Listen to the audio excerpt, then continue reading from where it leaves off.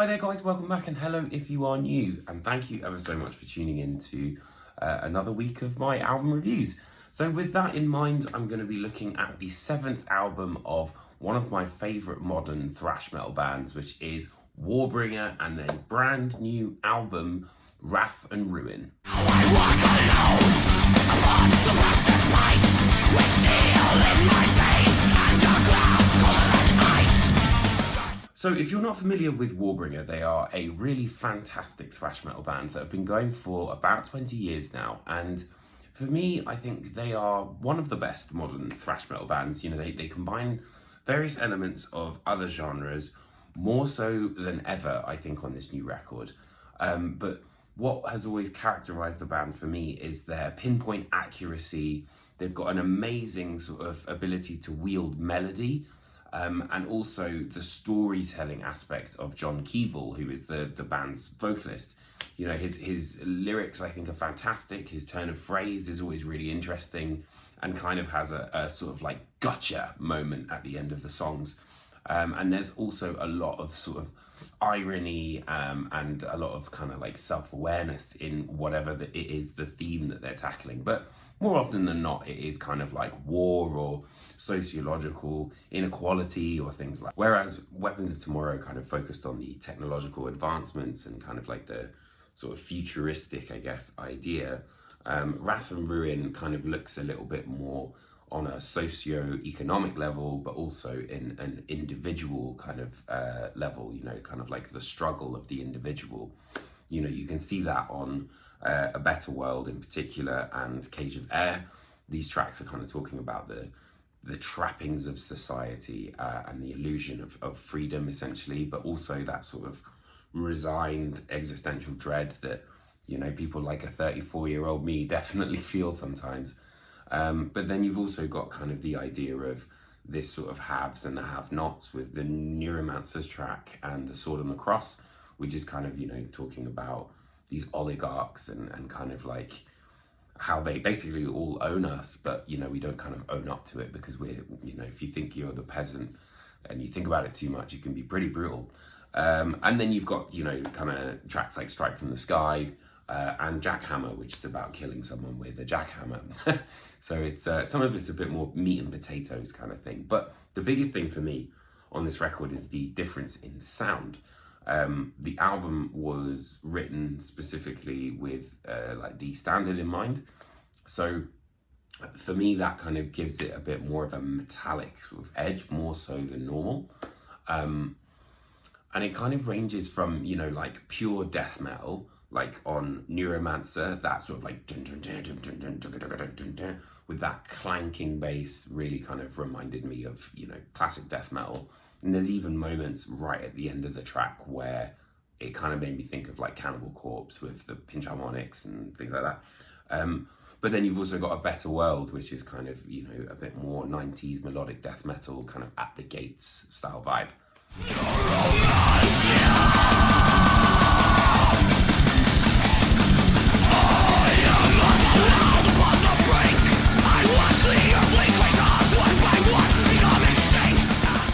But the great thing about this record is there's a lot of drama, there's a lot of kind of push and pull and variety.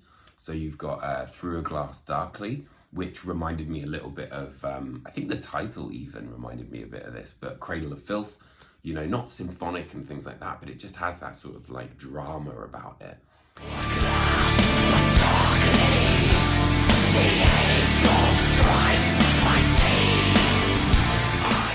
But probably my favourite track on this record is Cage of Air. It's kind of more of a progressive leaning track. You know, it starts off with these sort of sci-fi kind of overlords speaking to you before this sort of unresolved acoustic section comes in, and then it kind of goes all black metal. But the overall kind of story of the track is kind of like, you know, this person realizing that they are trapped in this cage. They finally find this sort of like salvation in earthly things like wildlife and, you know, just kind of like being alive, before realizing and kind of thinking that they'd escaped this cage, before realizing they'll never escape it, no matter where they are, which I think is really, really kind of cool.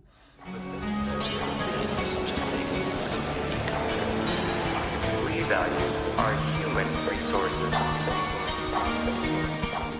But then, yeah, you've got tracks like Strike from the Sky, Jackhammer, which are just straight up thrashers, you know, like good old school, classic Warbringer kind of tracks.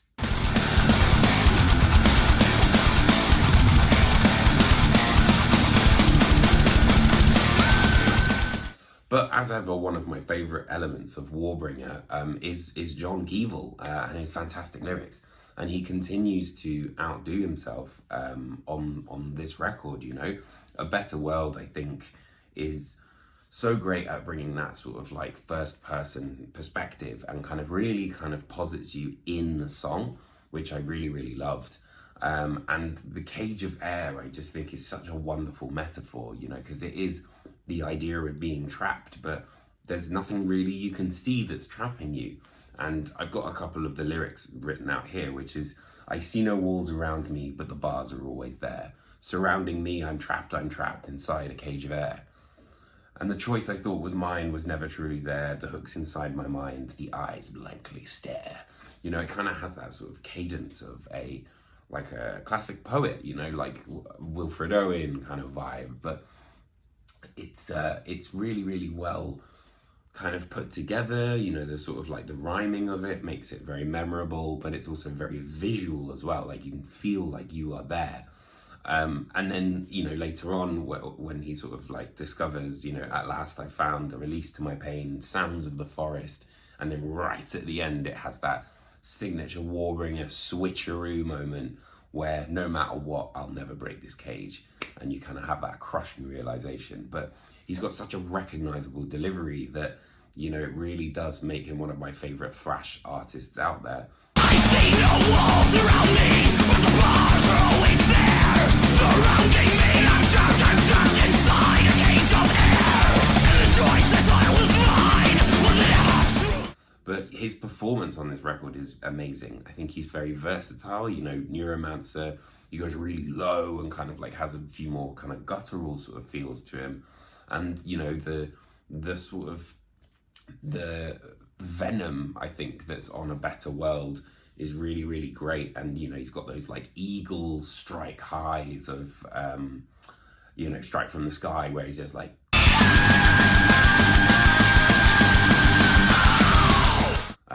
and Through a Glass Darkly again as well. The last of my kind, Our Kind, also does the same, and it's a really nice way to kind of like finish off the record.